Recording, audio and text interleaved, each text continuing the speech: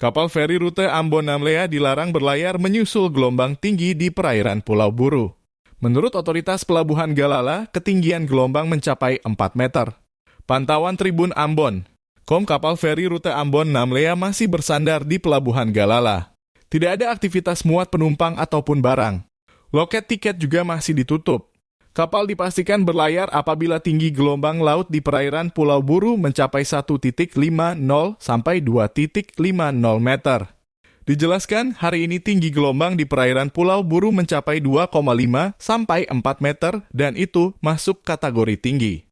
Untuk diketahui, tinggi gelombang di perairan Maluku pada tanggal dalam kurung 112/7/2023 diperkirakan berkisar 1,25 sampai 2,50 meter.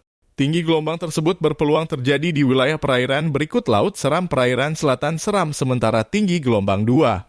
5-4 meter berpeluang terjadi di wilayah perairan berikut Perairan Buru Perairan Pulau Ambon dan Lis Laut Banda Perairan Kep, Tanimbar Perairan Kep, Babar Perairan Kep, Kai Perairan Kep Aru Perairan Kep, Sermata Kep Leti Laut Arafuru, Leti